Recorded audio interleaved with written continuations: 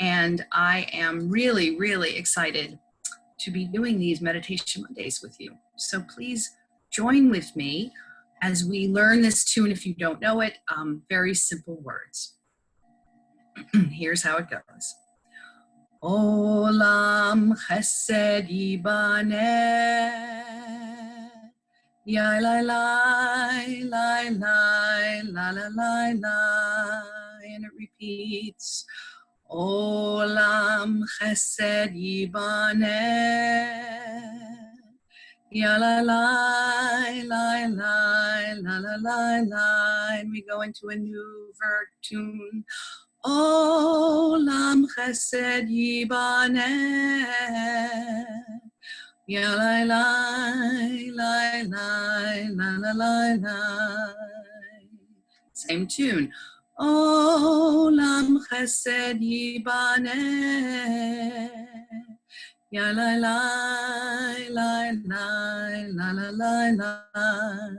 So you basically have only two tunes that you're doing, just double twice each time. Olam chesed yibaneh,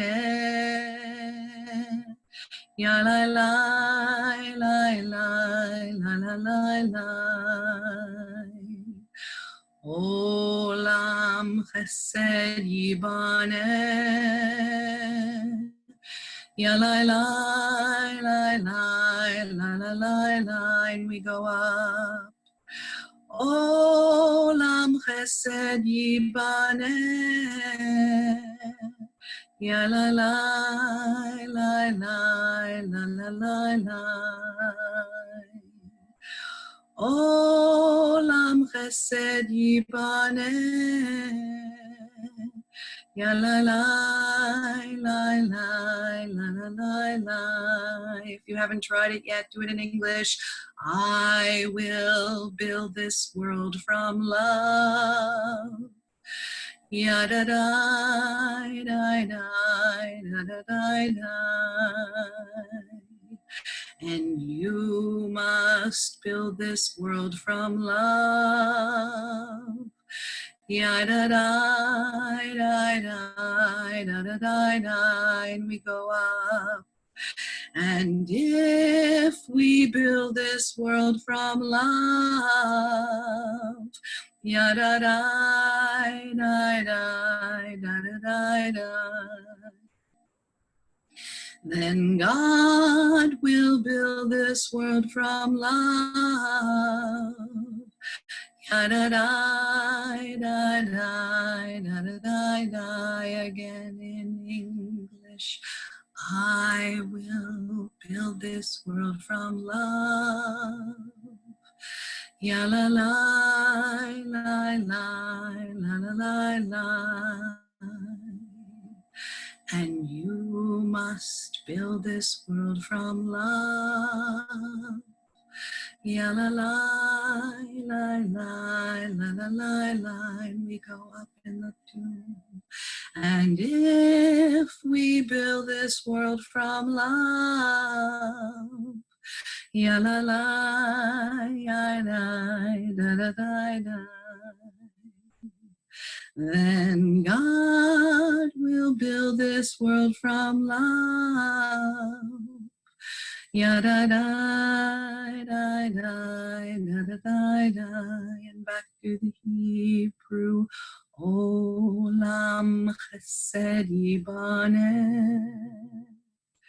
ya la la la la la la la. Olam chesed yibaneh, ya la la la la la la la la, going up. Olam chesed yibaneh, ya la la la la la la la.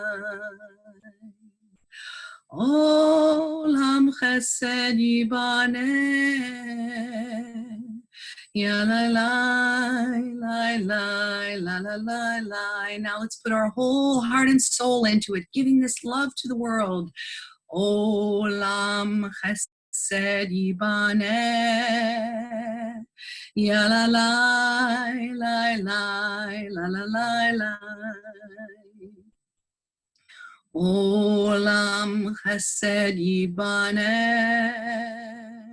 Ya la la la la la la la la. Olam chesed yibaneh.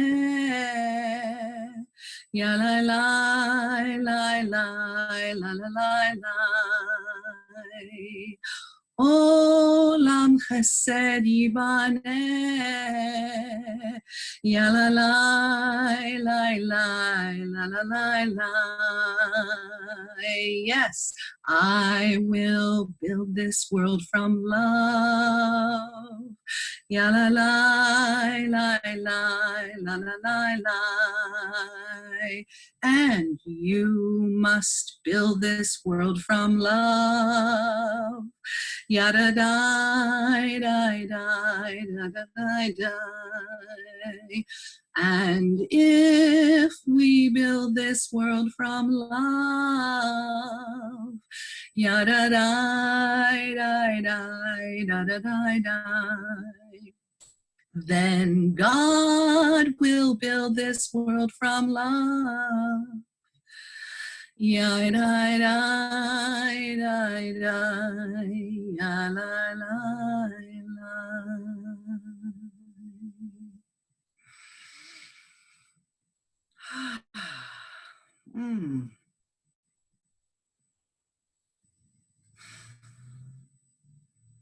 Ken Yehi Ratzon, as it says, yeah, as we say in the liturgy, it should only come to pass.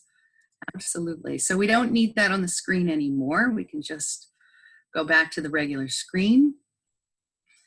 And I'll continue with a reading by Madison Taylor called The Paradox of Spirit.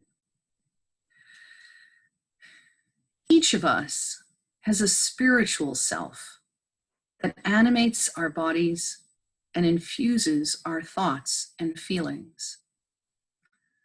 Our language is limited to the world we know for descriptions of something that perhaps cannot be fully comprehended by the human mind. Therefore, only metaphors approach the expressions that give us a true sense of our spiritual nature. The paradox lies in opposing concepts, all of which are true at the very same time. And in harmonizing the opposites, we begin to know the wonders of the spirit. The self is not small or big, but is both at the same time. Our spirit is like a drop in the ocean of spiritual energy. Although our spirit seems like a small, disconnected part of a larger whole, it is still made of the same things and can become part of the vast ocean once again. Our individual spirit seems to inhabit our bodies like a passenger in a vehicle, but at the same time, it is not bound by our bodies. Spirits can reach across the miles to touch the heart of a loved one or to expand and become one with the universe. We may feel small and perhaps insignificantly young when we look up at the stars, but we are all made of the same basic elements. Perhaps looking at the stars is merely a reflection of what is going on within each atom and cell of our being. We are a universe within a universe. Our spirits are ever renewing, yet ageless and eternal. So the self is not new or old, but both at once. And our spiritual self is not small or big, new or old. It's both, all at the same time, all of it, all together. We may experience life as good and bad, right and wrong, happy and sad. But this is the experience of the material world, of dualities, not the truth of our spiritual nature. By going within to touch the eternal and changeless energy at our center, we can go beyond the contrasting metaphors to the experience of oneness. And in that connection, we can know big and small, new and old, movement and stillness. By accepting the paradox of spirit, we open ourselves to the fullness of our own being.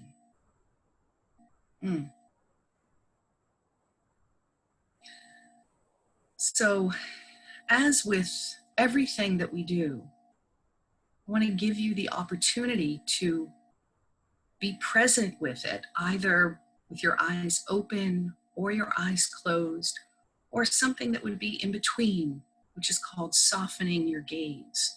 Softening your gaze, as I've mentioned before, is simply not looking at anything with precision or with intensity. It's kind of making your gaze soft and unfocused so that you're kind of looking, but you're not looking intently. And again, if you feel comfortable, you can always close your eyes and go within. But if you're not able to feel comfortable that way, or if you're in a situation where obviously closing your eyes would be strange or detrimental, then one of the other things that you can do is you can always find the peace that's within, that breath, that wholeness, that space that's in you at any moment, at any time, in any place, simply by softening your gaze. So at some point in time when we return to the world, we're going to return to all those frustrations that we always experienced previously, the waiting in line, the traffic, all of the things that we used to complain about. And now we'll look at them a little bit differently. Perhaps we'll even appreciate them for a week or two or three. But then again, human beings are very adaptive, very flexible in the end, and our brains will go back to complaining about them. But you, who have been doing this meditation mindfulness for, hopefully these many weeks, you will have a secret superpower that you maybe didn't have before, or you didn't know you had it before. And that is the power to go within.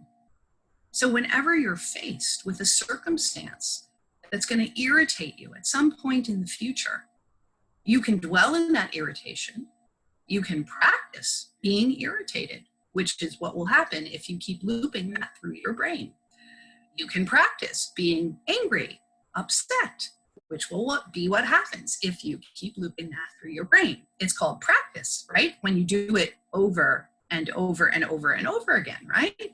But if you decide, hopefully, maybe even miraculously, depending on your personality, that you don't want to practice irritation and anger and all of those kinds of annoying emotions by doing them over and over and over in the same circumstances again, especially in a circumstance that you can't control, right? A circumstance that you can't control, that's irritating and annoying and upsetting to you. Well, you can't control it. So what can you do? I remember Rabbi Z's meditation and mindfulness class. We have an option. We have options always. So instead of being angry and irritated and annoyed, you know what?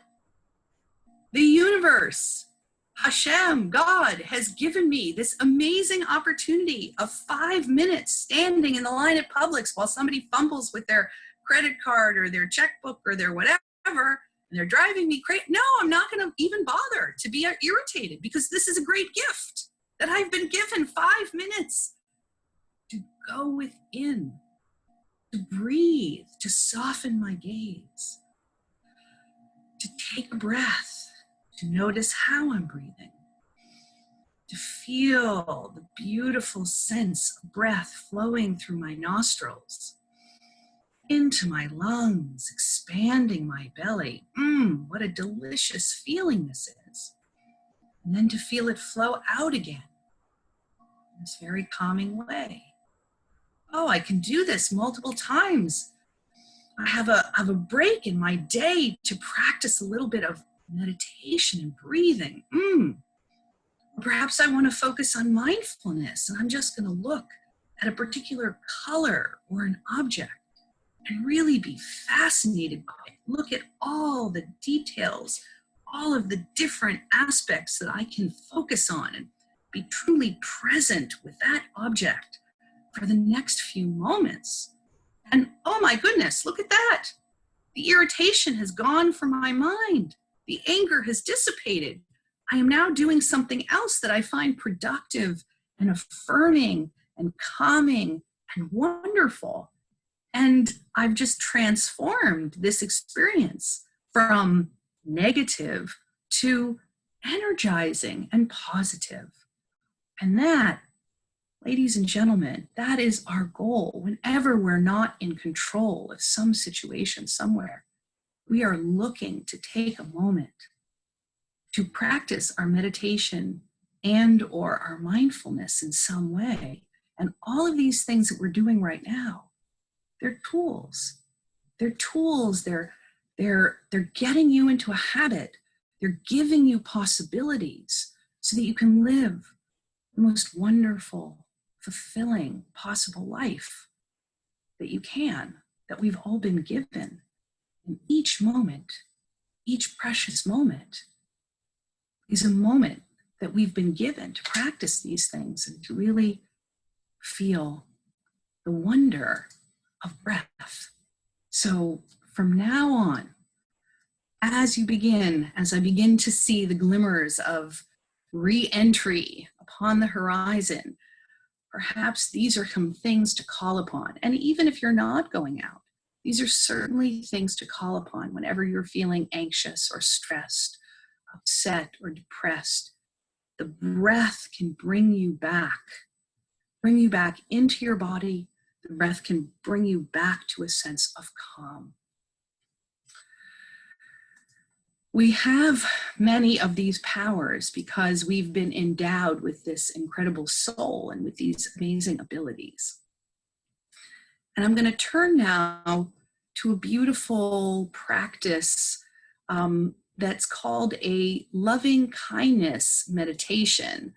If you're familiar with some of the Eastern traditions, you might have heard of it called a metta, M-E-T-T-A meditation, or a loving kindness meditation that's also in the Eastern traditions, but we're going to be using Jewish language, and also noting that the actual personal name for God in Torah is composed of letters called the Yud, He, Vav, He. And the way we pronounce them today, they're much more consonantal than the way they were pronounced likely in biblical times. Yud, He, Vav, He, the Vav was probably pronounced as the Yemenite Jews do, and Arabic-speaking Jews pronounce that Vav as W. So imagine if you're pronouncing these letters out loud, the ineffable name of God, and you're just using the consonants, it would sound something like this. Yahweh, Yahweh, which is essentially a type of breathing, right? It's all just flowing breath. Yahweh. And that's a remarkable thing. Imagine that the most personal, sacred name of God is, in fact, the sound of you and me and every human being on earth breathing. That activates the personal name of God. And there's a beautiful blessing in the book of Numbers that most of us are familiar with, the priestly benediction. And when we look at the words of this, we're going to see that the priestly benediction is an incredible sort of threefold way of blessing. So we want to, when we say, may the Lord bless you and keep you. So what is the sense of blessing? The sense of blessing is to have an abundance mentality, not a scarcity mindset, but that there's abundance in the world, that there's enough for everyone, and that we ourselves are enough too. So that we have enough and we are enough. That is what it means to feel blessed. And what does it mean to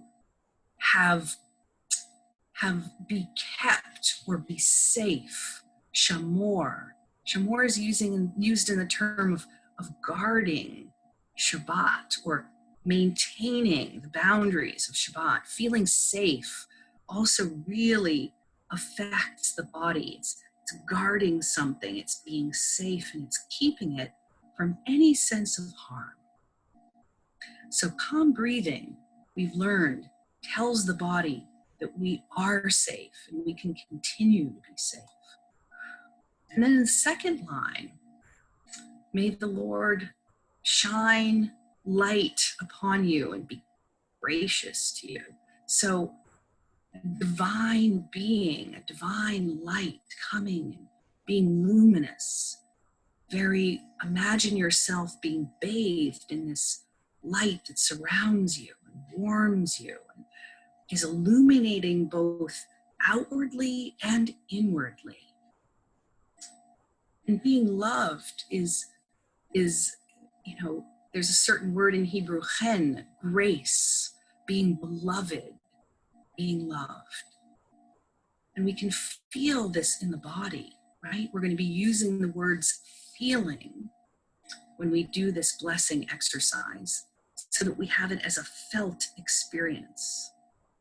And then finally, God looks upon us with smiling, contentment, equanimity, so that we feel at the end this sense of shalom, which is, of course, translated as peace.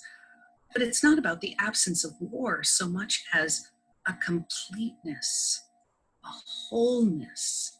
And coincidentally or not, shalom contains what in the Hindu tradition is the essential sound of the universe, Om, right? So shalom, which is what I always do when I'm in my yoga practice and everybody else is doing Om.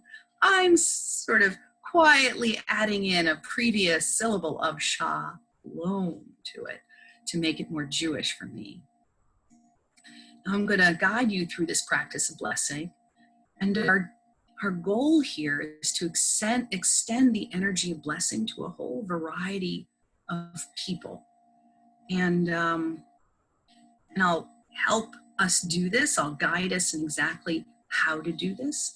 But I want to help you imagine yourself in this role. So get comfortable in your seat, close your eyes, and begin, if you haven't done it already, to engage your breath more. Notice how it moves in and out of your body without any help whatsoever. It's a part of your autonomic nervous system. It just does what it does. You can regulate it, of course, but if you don't, it will happen anyway, God willing. And as you're sitting there, I want you to imagine yourself in the temple in Jerusalem thousands of years ago. Whatever image comes to mind, some of you have traveled to Israel and seen the models of the temple. Some of you have seen it maybe in a book, or whatever kind of comes to mind. And there you are in this incredible structure. And you're witnessing the moment when the priests of old, the Kohanim, were transformed into divine channels of blessing from God to the people. And they would extend their hands using that Spock symbol, right, from Star Trek that Leonard Nimoy adapted, where they would split their fingers into this shape, which the rabbis compare to the letter Shin. And they would extend their arms straight up to heaven. And you could see they'd almost become like transmitters. Look at how this actually makes you like a transmitter, someone who is literally channeling some sort of energetic blessing from above to below through your body and then out to the people. And I invite you to now channel those blessings as the priest, so that we can become those vehicles of blessing for ourselves and others. And we're going to use the term, may you feel blessed, may you feel safe, may you feel luminous, may you feel loved, may you feel happy, and may you feel peaceful. And when we do this, I'm going to invite you to put one hand on your heart and maybe even keep one outstretched, or if that becomes too difficult, lying face up on your lap or on a table, so that you're literally taking this feeling of blessing as part of you within you, and you're channeling it out through the other hand to someone else. So I'd like you to begin to think of someone you don't know well, a person who might be an acquaintance.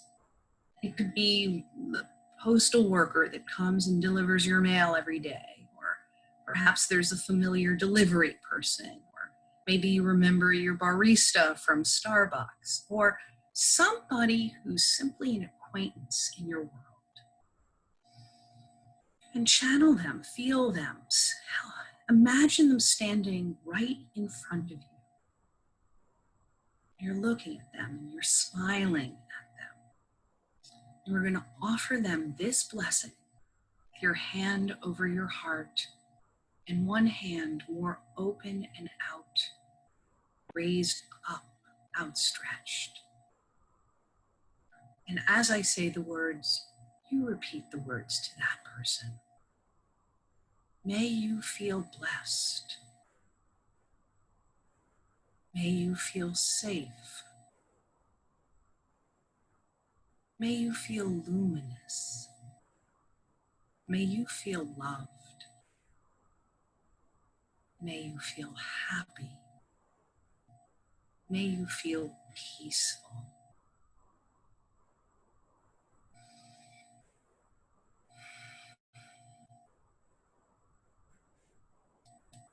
Now, I'd like you to imagine a friend that you know well, but perhaps someone you haven't had contact in a while with them. You've been thinking about them recently.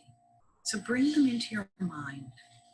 Bring them into your mind. See them in your mind's eye in front of you. Someone who you have really warm feelings for. You miss them. And extend to them this blessing. May you feel blessed. May you feel safe. May you feel luminous. May you feel loved. May you feel happy. May you feel peaceful.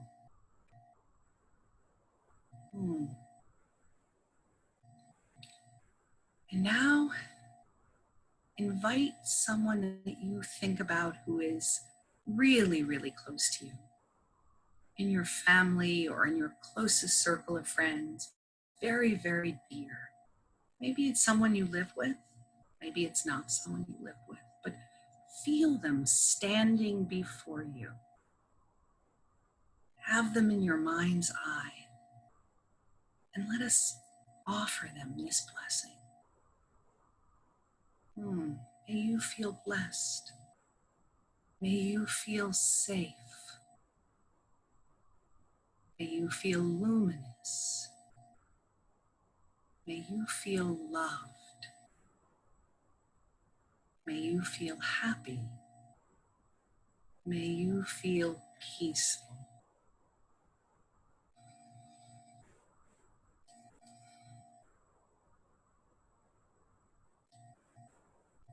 And now, with all of that great love that you've built up,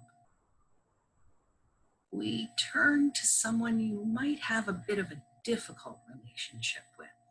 Not the most difficult person in the world for you. Don't go that far. You might not have that much love quite yet, but someone who you have just like a little difficulty with, just a little bit. Someone you might have a disconnect with.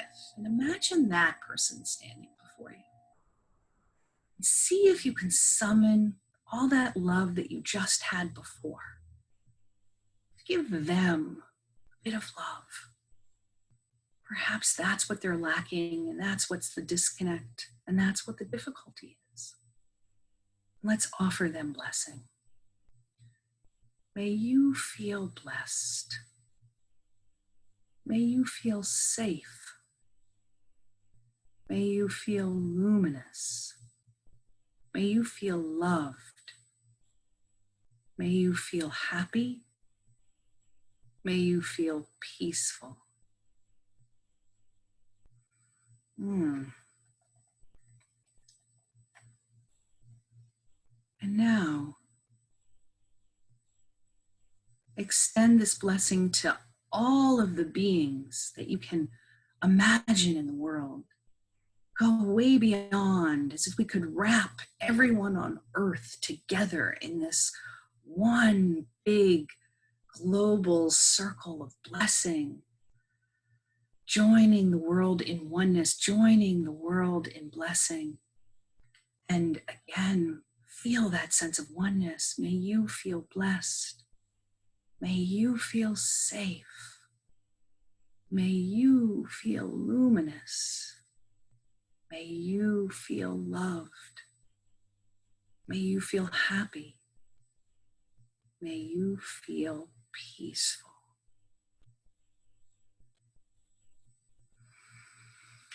And the very last person to bring into our mind's eye is ourselves, our own selves. So bring yourself into your mind's eye. Imagine yourself standing in front of you.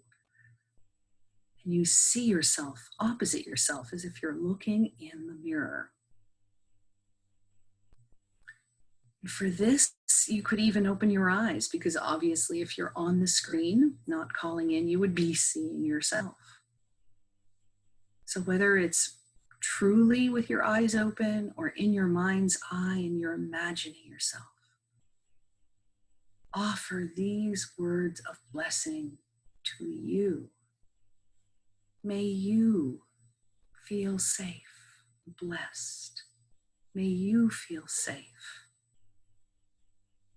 May you feel luminous. May you feel loved. May you feel happy. May you feel peaceful. And now internalize it by changing the pronoun to I. May I feel blessed. May I feel safe.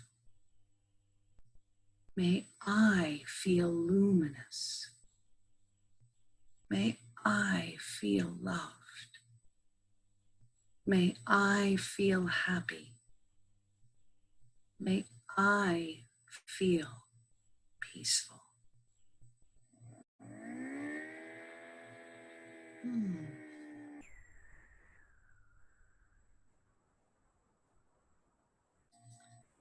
So I'd like to invite you all to turn to the chat function for a moment And just reflect, if you would, on how that made you feel. Is it something that worked for you or allowed you to experience something or an insight or a feeling that really raised up in you that you weren't expecting, or maybe that you were expecting, something transforming? Did it feel good for you? Did you feel that it was helpful? So if you can respond, that would be beautiful. And we'd all be able to share how we experience that moment. Yeah, tapping into the love energy, centering, and a sense of tranquility and relaxation. Great. I'm so glad that was the idea. And hopefully, really a sense that that you are worthy of all of that love and blessing and safety. So I'm going to end with a bit of a guided meditation, or close down the last few 20 minutes with a guided meditation. This is going to be taken from the seventh telling by Mitch Chaffetz, Rabbi Mitch Chaffetz, a rabbi here in town. And it was originally from his book, The Curse of Blessings. If you don't have that book, it's certainly worthwhile to get. Has a lot of wonderful anecdotes and not anecdotes, little vignettes and stories that are all with messages and meaning. It's really wonderful. So I'm going to invite you again to find a place in your seat where you feel comfortable, where you're rooted. You can feel your seat on the chair and your thighs connecting with the chair and your back connecting with the back of the chair. So you're becoming physically rooted in your body. And you're noticing how you're breathing, right? Bigger inhales, deeper inhales, and exhales, right? And you know you can always count if you need to focus and trying to not be distracted. You can either get more physically present, and that will be something that will take you away from your mind and the mental distractions. And you can become someone who sort of marks the breaths as well. That roots us into our breathing. And I just urge you to sit and allow yourself to breathe deeply as you listen to this story, this mashal, this sort of midrashic anecdote that teaches us the power of blessing. There was once an officer of the law, a recent graduate, proud as you can imagine, in his uniform of blue with brass buttons and gold epaulets. He wore a hat with a plume and a sword with a gold and ivory handle. He was as pompous as could be, arrogant, bold, callous. Every letter of the alphabet served only to demonstrate his authority and exalt his being. One day he was walking his beat and he heard a commotion in a nearby alley. He ventured into the darkness, and there in the distance, he saw a man in rags. "Come forward," he commanded. "Come forward now." But the man in rags did not come forward. "I am an officer of the law, and I command you, come forward." The man in rags did not move. He shifted his weight from one foot to the other and said, "I don't know what I'm going to do with you." "Do with me?" the officer of the law mocked. "Do with me? You don't do with me. I do with you. I am an officer of the law, and I command you to come forward." "Oh, now I know what to do with you," the man in rags said, and as he spoke, he drew his sword. "Now I know what to do," and without further word, he moved to attack. The officer of the law drew his own sword in defense. "Stop that," he ordered. "Put your sword down right now." But the man in rags did not stop. The officer of the law had to parry thrusts left and right. "Stop," he said, but to no avail. And the officer of the law was forced to retreat. When it seemed the man in rags would prevail, the man lowered his guard, and what the officer of the law had intended as a parry became a thrust. His sword ran through the man in rags. "I didn't mean to do that," the officer of the law said. "I didn't mean to hurt you. Why didn't you stop when I ordered you to? Why did you attack me?" The man in rags waved the words away. "I am leaving you," he said. "And as I do, I put upon you the curse of blessings." "What do you mean?" asked the officer of the law, now very confused. "The curse of blessings. Every day you must say a new blessing, one you have never said before. On the day that you do not say a new blessing, on that day, you will surely die." The man in rags closed his eyes, and the officer of the law turned around and looked for help, but there was none to be found. And when he turned back, the man in rags had disappeared. He was totally gone. It was a dream, the officer of the law thought. Only a dream. I must have imagined it.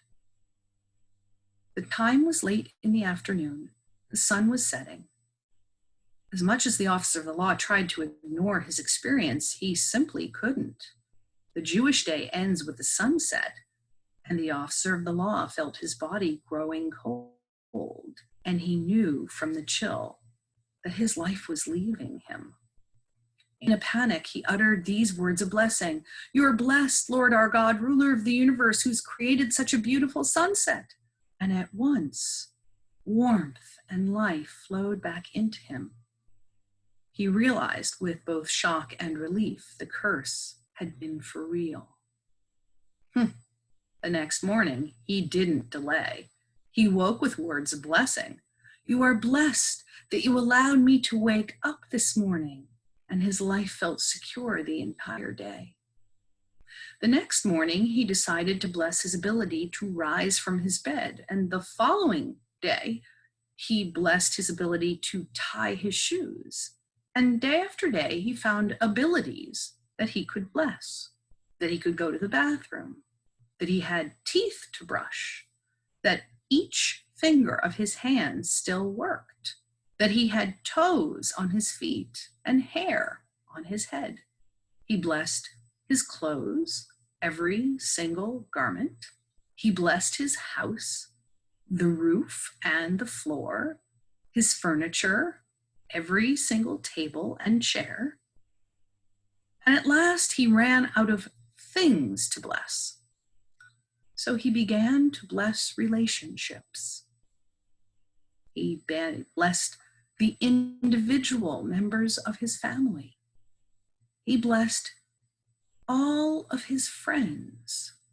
He then blessed fellow workers and those who worked for him.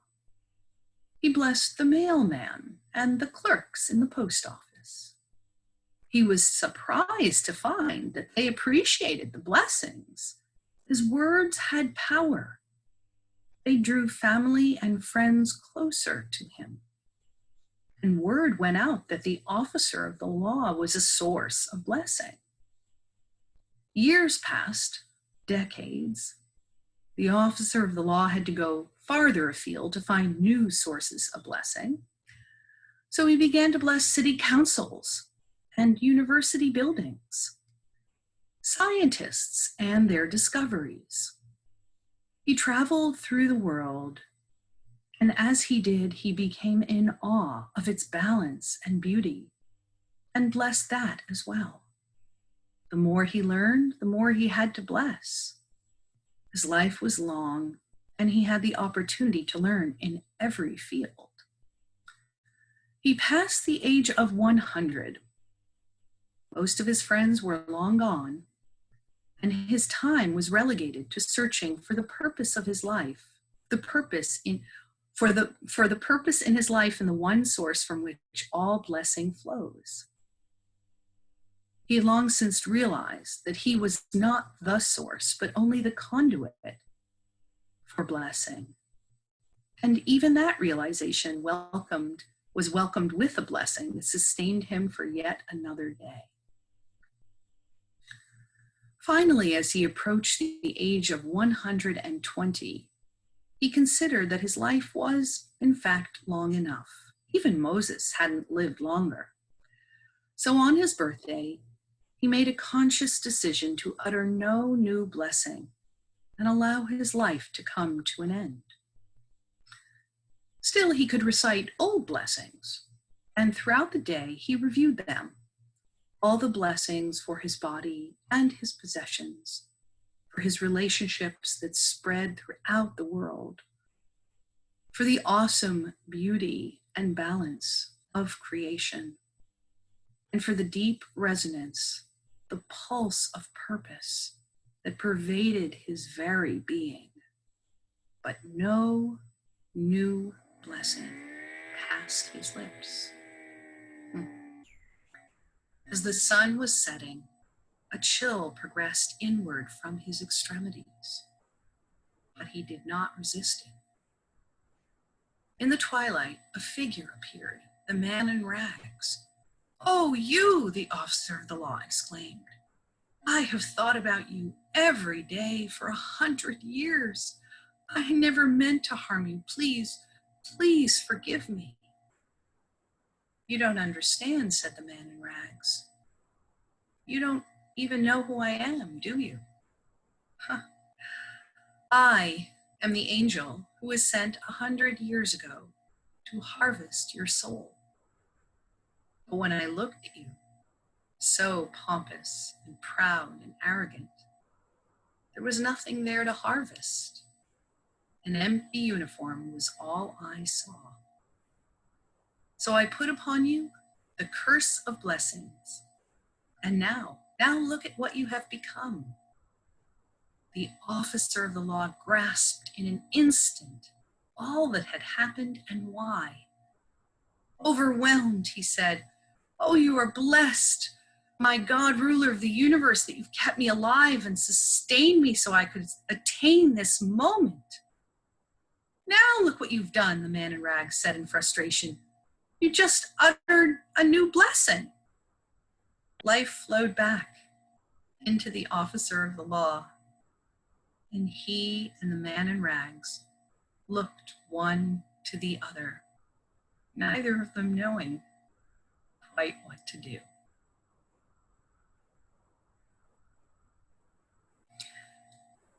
So, what I love so much about this story, in addition to the fact that it has just some interesting twists and turns and such an interesting concept, is the notion of reciting a blessing every day, something new. Being able to see in the world one new thing every day and to attach a blessing to it, to almost make it come alive a little bit more than it already is. And then notice the order in the story, the progression from blessing things, to blessing relationships, to then blessing ideas and discoveries. And then finally, just the blessing of being alive. And this actually follows the fourfold way that the Kabbalists viewed reality in the world, the four worlds, they called it, and how you progress from things to relationships, to ideas, to being. And all of that is present in this story. It's quite lovely. And so, to conclude today, I want to remind us all of what mindfulness really is.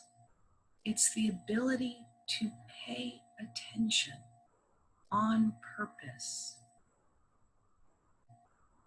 without judgment. And if we do find ourselves giving judgment, to then apply kindness, chesed, loving kindness if possible. And that should be our goal today, to pick something on which we want to be mindful. We want to gaze at it and pay attention to it and find it so fascinating, like a child with beginner's mind, so that we can look at it without distractions, see the beauty, find the depth, the variety, the infinite loveliness of whatever it is, so that it captures our attention for however long we can sustain that on purpose. That's mindfulness. And that is what frees your mind from the incessant chatter, from the dread, the anxiety, the fear that can sometimes root in our bodies. Giving your mind that break for mindfulness will help you achieve much more peace. Let's end with the priestly benediction that I'll sing in Hebrew, so that we can all feel that the blessings of the universe, the blessings of Adonai, the Holy One, flow to us and through us as we begin our week. Yevarechecha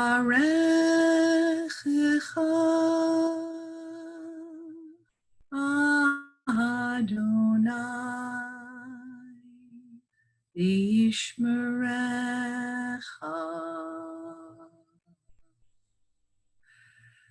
Ya'er Adonai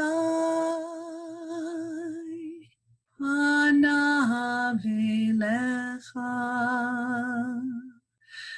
v'yichuneka.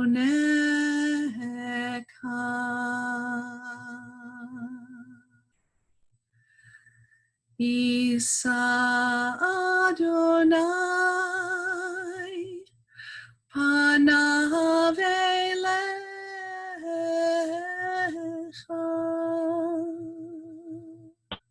v'yasem lecha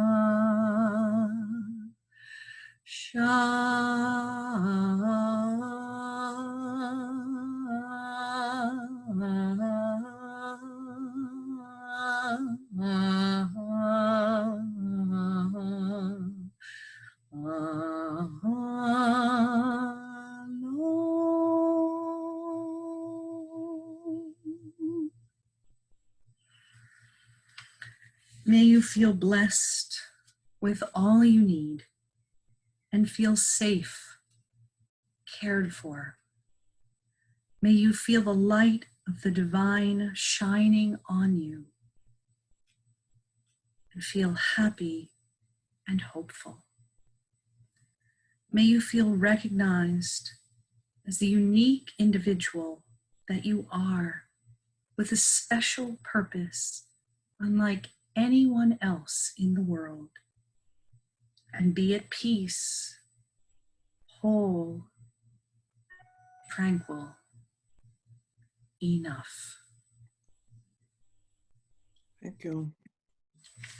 Thank you so much. Have a marvelous week. Look forward to next week as well.